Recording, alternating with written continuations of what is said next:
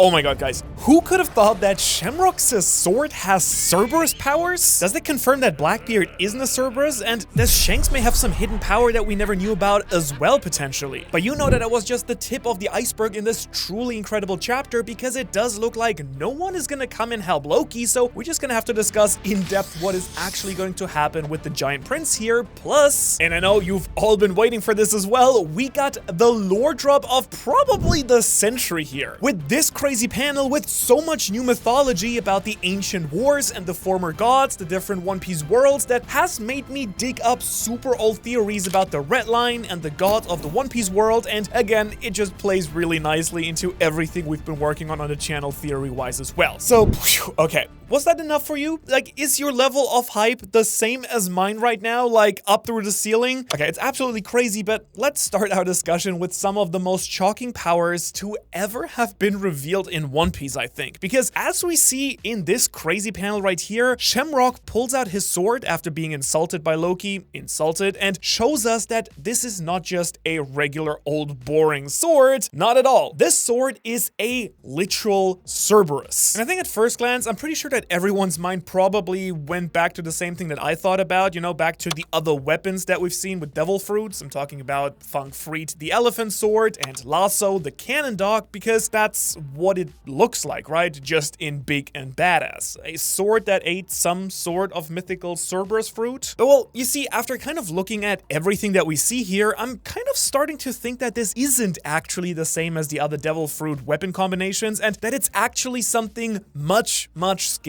for the Straw Hats as well. Because I want you to just compare all of these weapons introductions here. As you can see with Fang Freet and Lasso, we're straight up told that these are devil fruit powers. But you probably realize that that's kind of strangely missing from the Cerberus introduction here, so that was the first thing that kind of got my mind thinking a little bit. But then, was anyone else completely shocked when the three dog hats separated themselves from their body and started acting on their own? Like, what? How is that even possible? Because we have just never seen anything like that power from any other devil fruit weapon hybrids, I think. If you remember, all of those ones always stayed connected. Now, just to be completely fair here, you could maybe explain that this is possible because Shamrock's sword ate a mythical fruit, which gives it potential special powers, but I really don't know here, honestly. You know, this seems like something completely different altogether, if you ask me at least. Alright, but then you might be asking, well, if it isn't the sword's powers, then what is it? Well, I do have some ideas here that could explain what we're actually seeing, and let's actually start with Gunko here, because as we learned in the last chapter, she ate the Ado Ado no Mi, which actually confirmed, interestingly, that her powers weren't some sort of special yokai or demon gift from Imu, but that it was an actual real devil fruit. And so based on that piece of information, I'd kind of guess that Shamrock also potentially has a devil fruit power that could explain what we're seeing right now. So of course you're wondering, just like me, what fruit that could possibly be. Well, the one that fits kind of best with a Cerberus power could be some sort of mythical god of the underworld devil fruit. Maybe something like a Hades fruit or another ability along those lines, if Oda wants to call it something else, because in case you didn't know, Cerberus is of course the guardian dog to the underworld, and the three-headed monster basically serves the god of the underworld himself, Hades as well, or Pluto. So it would make a lot of sense, I think, if Shamrock had such a fruit that he could then summon and command a creature like a Cerberus, along of course with potentially some other wild abilities which we probably haven't seen yet, but that's just my initial idea for now. I'd love to hear what you all think about that as well, of course. However, even if Shamrock doesn't exactly have the Hades fruit or something like that, I do think that he might have another devil fruit power for a few specific reasons as well, because there are some truly insane comparisons that we can now make between Shamrock and Shanks here, and go get out your notebooks here because I think you might want to remember these ones here. Let's start with their swords here, because what's kind of hilarious is that Cerberus being the guardian of the underworld is kind of awkward with Shamrock being a holy knight, which kind of seems like a wild contradiction. But now let's compare this to Shanks, because we do know that the red-haired emperor's sword is called Griffon, and if you know your mythology, then you should know that Griffons were considered to be the guardians of Zeus and his treasure. Meaning that now we have one sword related to the Greek god of the underworld and another related to the Greek god of the heavens. Also, Shamrock of course comes from the literal Holy Land, which is basically considered to be something like heaven, and Shanks comes from the sea, which Shamrock considers to be the underworld. So there are kind of all these types of really interesting inversions going on here with the two of them already. And so now based on just that, you might think that I'm arguing that Shanks' sword might also have some sort of secret hidden hidden ability. And I do like the idea, and it does make some sense if we're comparing the brothers here, but I'm actually thinking that this is more proof actually that Shanks is just straight up a hockey god. Because remember, we've seen many times throughout the entire story that clashes between main characters can come down to hockey versus devil fruits. I mean, just take Luffy and Blackbeard. Obviously, Luffy has some insane devil fruit powers, but I would guess that in the end, it might very well be his unbreakable will and hockey that might be what take down Blackbeard's broken devil fruit powers in the first place, because Blackbeard can cancel out any other devil fruit. So I'm kind of predicting the same for Shanks and Shamrock here. If we ever actually do get to see them clash, which I really hope they do, then it will probably come down to Shanks' top tier hockey versus Shamrock's Stark devil fruit powers, whatever they actually turn out to be here. But while we're talking about the Figureland family altogether, can I just point out that all three of them that we know so far use a very particular type of sword called a saber, which kind of seems to be important to me because even Shanks, who didn't grow up with Garling, chose to use a saber as well. But the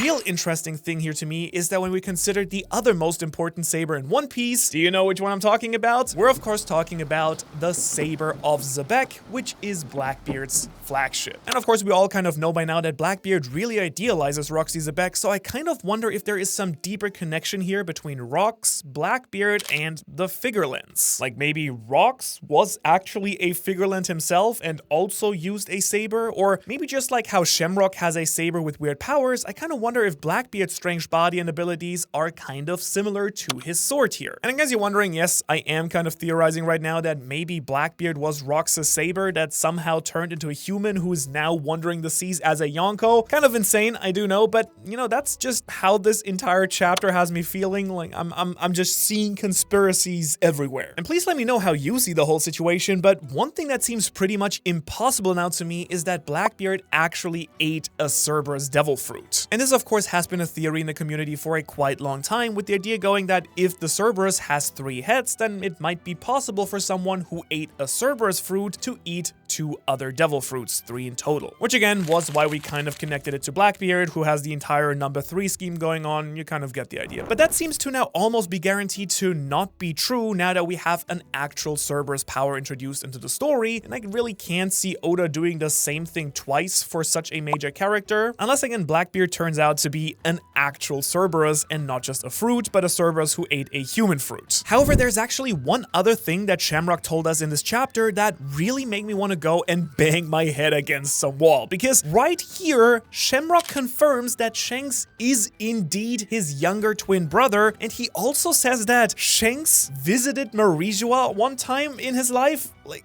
what? Alright, there is so much to break down with this one as well, and after we finally thought we had confirmation that the person that was talking to the Gorosei was actually not Shanks but his brother, you know, that was kind of dead, we now have to kind of bring that idea back to life, because we all just kind of assumed with Shamrock's introduction that it must have been him in this panel right here, but if Shanks did visit Marijua one time in the past, then it's technically possible that this person might still, ironically enough, have been Shanks. And it just makes me groan a little bit because I was ready to already move on from that debate, but apparently we can't quite get there yet. And then, all right, before we get more into that, let me quickly check in with my friend, the Fleet Admiral, because he was actually supposed to appear like 5 minutes ago in this video. What's wrong? Yes, hello, hi there, it's me, the Fleet Admiral. Alright, let's not sugarcoat it. Akainu said to me that if I'm late one more time, he's gonna lock me in Magellan's bathroom for a week, and between you and me, the guy's devil fruit is basically liquid disaster. I just can't let that happen. I need something to keep me on time, but it's gotta also match my epic status as the Fleet Admiral, something that's powerful, timeless, and very classy, of course. But behold, the solution to all my problems. This is no ordinary watch. It's a Holzkern, made from all natural materials like wood, marble, and gemstones. It's a perfect fit for someone of my caliber. Let's just say Akainu can keep his magma because I've got mahogany. Okay, but where are you anyways? Oh, this? On one of my recent adventures, I've fallen head over heels for a young lady on this island. Beautiful, fierce, but somehow completely immune to my marine charm. And so I thought, what better way to win her over than with the ultimate gift? One thing I learned is that pirates love treasure, right? And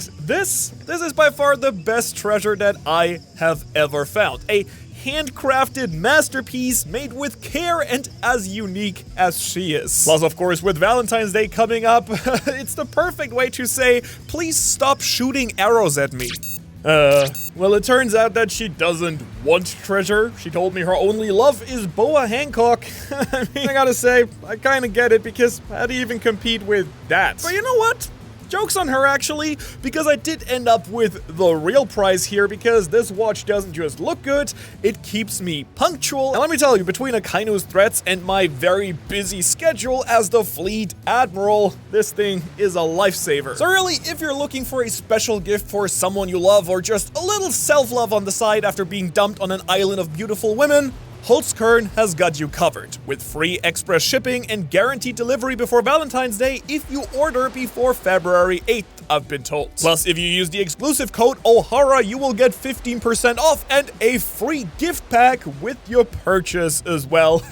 Isn't that all that we want? Goodbye. All right, back to the video, I guess. There are actually some new context clues that we can add here as well. I mean, just think about it. This person in this panel specifically wanted to talk to the Gorosei about a certain pirate. And let's be real, if this is actually Shamrock here, then I personally can't quite figure out which pirate he would want to talk about. Shanks? But, I mean, based on his attitude, it kind of seems like he doesn't seem too bothered by pirates in general, and even considers Yonko, like his brother, lowly scum. So really, which pirate then could be so important that Shamrock would want to call a special meeting with the Gorosei? The Gorosei, who, by the way, don't have that much respect for the Holy Knights, as we saw when they first met Garling before he then introduced himself as their newest member. And my point here is, I'm really not sure, which once again points to this person potentially being Shanks after all, because as we all know, Shanks really does have a pirate that he has been trying to warn everyone about throughout the entire story. He warned Whitebeard about Teach, he even came to Marineford to try and stop Blackbeard from continuing the war, so as much as I had to say it, Shanks could still have some kind of partnership or secret collaboration going on with the Gorosei for all we know. Now, does that mean that Shanks knows something about Imu that we don't? Because that would obviously be truly insane if he actually did. However, this could all just not be true at all, because I also think that it's likely that Roger actually told Shanks about his true family during his final words as well. I mean, we've always kind of wondered what made Shanks cry so hard when they separated, so maybe Roger told him the truth, that he's actually the son of a celestial dragon, and that Roger wanted him to go visit Marie-Joie at least once to do something. Maybe he had some secret mission for Shanks based on something he learned on Laugh Tale, like kind of connected to his big plan to bring about the next Joy Boy, or maybe he just wanted Shanks to learn what his family was actually like. I kind of suspect the plan thing though. By the way though, I do hope you're just as excited as I am about the Figalin family drama happening right now, because it does seem like it will be a central conflict during the entire final saga, involving some of the most powerful characters in the story. Well, let's actually go and swing this back to the chapter now, because there was some truly intense brutality going on here, and unfortunately, Loki continues to be taking it all like, you know, he's some kind of piñata for the Holy Knights at this point. Honestly, this panel here, this entire sequence was really painful to watch, and honestly, at this point, I'm a little bit worried that Loki isn't gonna survive this encounter. I mean, sure, he's really tough, obviously, and has been hyped up by literally everybody, but this attack looks quite devastating. However, let's be real here, there is still obviously a lot of hope that Loki survives this. I mean, we've barely seen anything. He seems like one of the main characters. Very unlikely that he's gonna die, plot armor-wise. And also, Shamrock basically challenges the Giant Prince to come fight him later at some point, which I kind of feel like we just have to see at this point. Plus, do you really think that after all the hype again, that Oda would just kill Loki off while he's tied to a tree, never revealing anything? Personally, I think the chances are zero, nothing, nada. Anyways, leaving Loki alive might turn out to be a huge mistake from the Holy Knights part here, and this seems to be a little bit of a theme that they have going on in general so far. Because looking at how they behave so far, don't you also feel like they're being a little bit careless? I mean, we learned later in this chapter that they did apparently leave the castle guards alive, which just sounds kind of dumb, right? I mean, wouldn't they want to kill the guards so no one could reveal their presence here here on the island. And honestly, just seems like a really poor strategic choice if you ask me. But whatever they were really thinking, they are clearly moving on to the next stage of their plan, which seems to be kidnapping and holding the children of Elbaf as hostages in order to what I assume is going to be getting the giants to do whatever they want. And concerningly enough, to do this, they're apparently now calling in another Holy Knight, and I'm just dying to know who that new person could be. Like, could it be one of these many other possible Holy Knights here that we see next to Garling during the God Valley flashback? Or since this was a very long time ago, will there be some newer Holy Knights that will be revealed? I don't know about all of you guys, but I'm super excited to learn more about them and their powers, and if there's anyone that we've already seen or someone related to someone we know, like kind of like the entire Shamrock thing again, I don't know. I think that'd be kind of dope, but maybe that's just me. But let's bring this back to Loki now though, because now that he's apparently all alone, we need to discuss what exactly is going to be his role in the rest of the arc if he does in fact stay alive, which again, he probably absolutely will. And what idea that I kind of have here could explain why Loki is actually chained to this particular spot here. Because only upon rereading it, I kind of realized that last chapter, Loki said something that really caught my attention. He said that he could not move from this spot. And that just kind of got me thinking, like, is he talking about being tied up? Because if so, duh. Or is there actually more to why he's chained up exactly here and doesn't want to move? And really, with all of the weird timeline stuff going on with the gap between when King Harold died and the time that Shanks captured Loki, I'm kind of starting to suspect that Loki might have not been captured at all. Let me explain what I mean here. I just want you to imagine for a second the timeline for a moment. There are 8 years where we don't know whatsoever what Loki's actually doing. He could have stayed on Elbaf after killing his father, but I kind of think it's more likely he just went straight out to sea, which is how he earned his special bounty. But if that's the case, why did it take Shanks so long to capture him? I mean, surely he would have heard about King Harold's death, right? If he was looking for Loki. But you see, the idea that I actually had instead was, what if Loki and Shanks were actually the ones who made a deal here? Because we do know that the Raja pirates have been protecting the path to the One Piece, waiting for the right person to show up. We also know that Loki wants to be the sun god, and he might even know something special about the One Piece treasure as well. We also still kind of assume that the 4th road poneglyph might be right here in Elbaf, so I am wondering at this point if Loki might have made a deal with Shanks to come back to Elbaf and protect the final road poneglyph by, and you're gonna laugh at this, by just straight up sitting in front of the entrance to that road poneglyph. Yeah, you heard me right. I'm suggesting that Loki might literally be sitting in front of a tunnel or a cave that might lead to the final road poneglyph. Which, I mean, I know, sounds a little bit hilarious, right? But what better way, if you really think about it, to protect it than by placing a monstrous fighter right in front of the entrance blocking it? And it's not just a super random idea either, because I do have some more evidence here. If you remember the first road poneglyph we found on Zou, which was also kept there in a secret tunnel inside of a massive tree, so that would kind of fit in nicely with this idea of the final road poneglyph being hidden inside a tree as well that Loki is tied to. On top of that, it seems that Shanks also visited Loki recently, so perhaps Shanks wanted to get a copy of the poneglyph since he's now finally ready to find the One Piece. But what's really interesting though is that I've always been a little bit bothered that Loki doesn't just try to break off parts of the Atom Tree in order to get free. I mean, sure, we do know that Sea Stone makes you weaker, but it doesn't make him completely useless, right? And we even saw Luffy running around and doing tons of stuff with Sea Stone on while in prison in Wano, so you're telling me that this monster of a giant can't break off some bark or something? I guess the Atom Tree is supposed to be strong, but to me it sounds just a little bit suspect if you ask me, especially after this chapter when we have Frankie casually talking about taking pieces of the Atom Tree and selling it out in the world, right? But now to tie all of this together, if Loki is protecting the final road poneglyph here, he could of course also then be the man marked by flames. His eyes are covered up after all, so maybe it's his eyes that were burned sometime in the past. Now, of course, that wouldn't exactly explain the other rumors about the man marked by flames, like the black ship and the whirlpools, but I'm pretty sure you can imagine that those rumors could have theoretically been made while Loki was still out at sea, maybe even taking the poneglyph out to sea with him. So yeah, I do think there is at least some potential to this theory with Loki hiding the final poneglyph, but all that might not even matter honestly, because this chapter finally also confirmed that Loki's last chance of getting help is not gonna work out whatsoever. And honestly guys, what I'm gonna talk about next here might have made me even more hyped and happy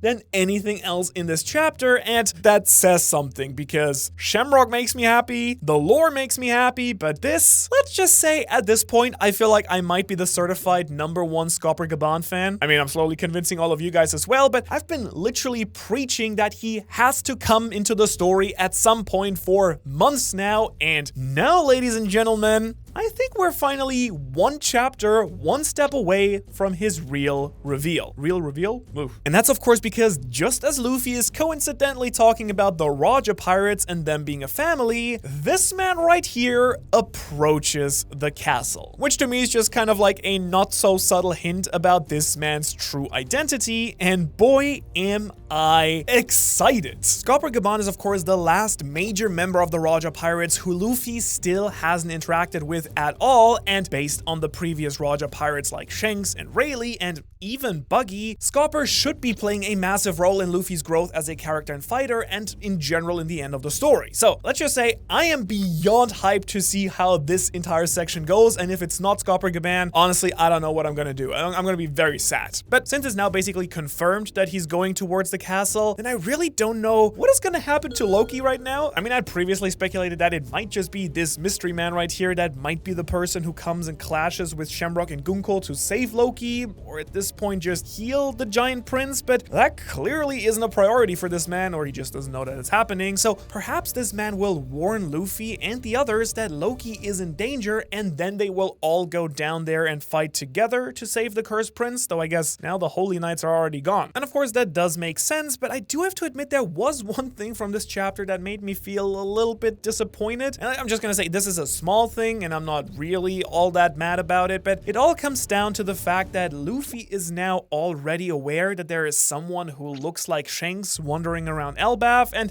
I mean, it's not even really a mystery because they literally just talk about the fact that maybe Shanks has a brother who's right here at this point. So now, of course, Luffy is just gonna be on high alert for something weird going on, and that just completely ruins any chance that Luffy might think that Shanks is Shamrock, or the other way around, I guess. You know, Luffy running towards Shamrock being like, Shanks, and then he like being stabbed, would have been fun, but like there's like a 0% chance that this happens now, I think. Like, this was honestly one of the most interesting questions relating to Luffy that I had for the near future of this arc, but now it just kind of seems impossible. So yeah, very much a minor thing here, but definitely something that ruined a little bit of potentially interesting scenario for me. That being said though, I do think we need to point out one major flaw for Luffy here, and that is his blind devotion towards Shanks, of course. We've actually seen it twice now when people are talking bad about Shanks, and Luffy instantly jumps to his mentor's defense without any questions asked, which is great and all, but it also just makes me wonder what happens if Shanks is not the,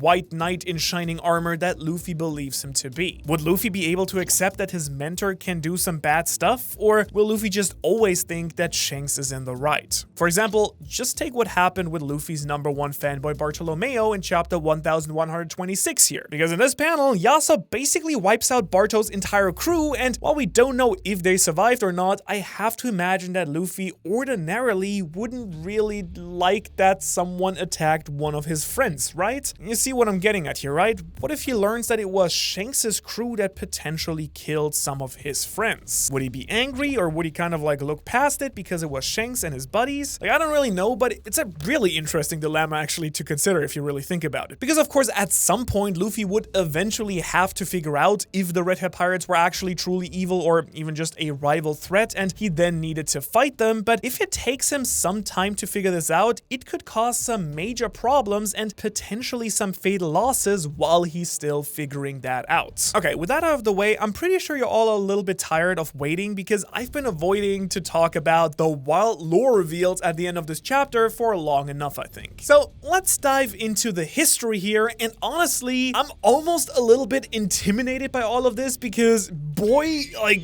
this was some deep, heavy lore drop. And it all of course starts when Ripley is showing Frankie around the Atom Tree and the cyborg stops at a mural on one part of the tree. Now I'm really curious what you think here because honestly there's just so much to analyze and speculate with this amazing panel, and one cool thing about this is that this mural is basically one of the few confirmed sources from the past that we can actually understand, alongside of course the murals from the moon that we saw in NL's cover story as well. Now, before we start breaking this down, let's also bring in the Harley mythology that Saul showed to Robin at the end of the chapter as well. Because obviously what Frankie saw is just the tip of a massive iceberg here, and this is something that we've been wondering about for a long time. Would Robin be able to read the Harley mythology text? Like, is it written in the same language as the poneglyphs or some other ancient long-lost language? But it kind of turns out to be written in just a common language that the giants and I'm assuming other people can read as well, which is actually kind of incredible because honestly, I was expecting to see what usually happens when we find a poneglyph. Usually Robin will just read it and maybe make a comment or two here and there, but no, like this time we get to see with our own two eyes what is in this book, and boy, it is spicy. Like, ugh. Okay, because not only does she confirm what Ja Rule told us about there being two ancient wars, not just one, but we also get to see the exact words in the Harley text for ourselves here, which is just amazing. But enough of the extra details, I know you're all waiting, so let's talk about all of the juicy lore here. In matching the 3 Harley chapters with the mural that Frankie was looking at, we get a breathtaking picture of what might have actually happened during the 2 ancient wars. And first off, we have 2 sides of this mural here. A right side and a left side. And if you remember, just like you're reading the manga, in Japanese we start reading on the right side. Unless we're being told otherwise, I think we can pretty safely assume that the right side of the mural matches up with the first world text from the mythology. So let's just talk about some of the crazy things we see here. We have a serpent of hell, which looks like it's rising out of the earth all the way on the right side. It also looks like this kingdom of people was really highly advanced with all the advanced technology and even skyscrapers here, like all of that crazy stuff. So was this the time of the technologically advanced ancient kingdom that Vegapunk told us about, or even earlier? I mean, if it was, then what was the so-called forbidden sun that the humans took that made the gods go so mad? Just throwing out some initial ideas, that could mean something like the eternal flame energy source, or it could be the true source of devil fruit powers. Like, just for example, take all of these star-shaped baldy thingies that we see the people carrying. Could those represent the people's desires turning into devil fruits like Vegapunk talked about? Just one idea, but it could also just be a major energy source to power all of their technology, and maybe that's what lets them launch this flying ship that we can see here between the fires as well. Or is this actually the Arc Maxime coming down from the moon? Now, the text also tells us that the enslaved people prayed and the sun god Nika appeared. And all of this made these monsters not happy at all, and it kind of seems like they wiped out the entire world, or one of the ancient weapons potentially. Again, being one of the 2 times the world got destroyed and flooded, as we talked about previously. Then if we're moving up to the left half of the mural and the second world, I think this one is very clearly showing the time of the Void Century and Joy Boy's time. In fact, it seems to show exactly what we all imagine Joy Boy's allies to be like. There are, of course, the giants, the merfolk, many tribes of humans, sky people, minks, even a giant robot similar to Emeth, and I think this one would probably be an ancient giant. So to me, this whole second world is basically describing the conflict between Joy Boy and someone else. Now, I'm not 100% sure yet who this giant weak monster is on the left. Maybe Emu, maybe something or someone else, but in the end, the text tells us that humanity killed the sun and ascended to divinity, became gods. And you all can let me know what you think, but to me,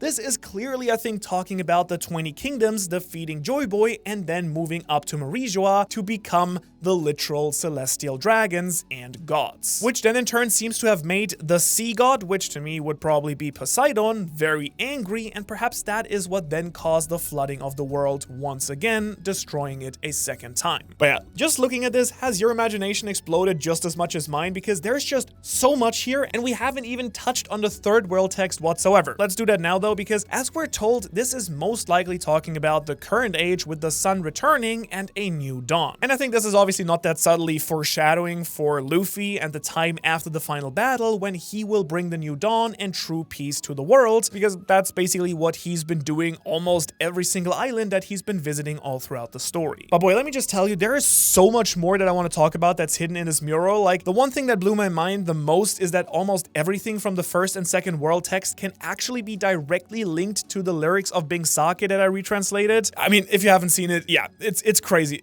It was all there all along, and like, surprisingly actually cracked that a while ago. So time to bust out those lyrics if you haven't read them in a while, or you can check out my full deep dive in the Bing Sake lyrics video. But even with everything that we just discussed, there is so much more to talk about. Like, who are the demons and monsters? Could the Serpent of Hell have been turned into the Red Line potentially here? What does it mean when it repeats the line about never meeting again and then in the Third Age meeting again? And where in the world does emo fit into all of this? Well, I'm actually taking a little bit more time to break down all of this because I think there is so much that we can deduce from this, but I need a bit more time. So look out for another deep dive video in 2 days where I will give you my full analysis of this ancient mural. And I'm really curious if you have any cool ideas as well, so please make sure to let me know in the comments if you think I should include something. However, one thing that I'm really proud about is that many of my recent theories about the ancient world have actually been somewhat true. Like, seriously, I talked about these 2 different ages, the fall of the Lunarians, the ancient gods of the One Piece world, and so much more that fits in surprisingly perfectly with everything that we've just learned. And while I'm pretty sure that we're of course not 100% accurate, I was honestly really shocked to find out just how much fits perfectly with what we learned in this chapter and the last. So if you want to see the mega theory that I've been cooking up about the history of the One Piece world, that again you will want to watch after reading this chapter, check that out below me. Otherwise, as always, thanks so much for watching, and in particular, thanks to my Patreons for keeping the channel afloat and helping us out with everything while the anime, the manga is luckily not on break, while the anime is still on break, and helps us make all these crazy projects, like turn them into reality. Otherwise, I will see you in the next one.